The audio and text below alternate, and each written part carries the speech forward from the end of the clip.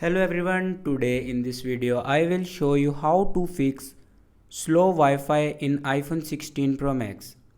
So first of all, before watching this video, don't forget to subscribe the channel and also press the bell icon. So let's start the video. First of all, restart your iPhone and router.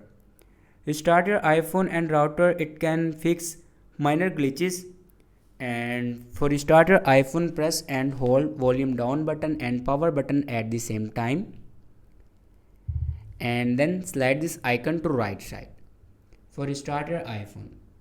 After restart your iPhone, please restart your router, and after restart your router, then open settings and open the main page of settings, and then click on general. And now you can see the option transfer or reset iPhone. Now click on transfer or reset iPhone, and then click on reset, and in second you can see the option reset network settings. Now simply reset all the network settings, and here enter your passcode to reset all the network settings,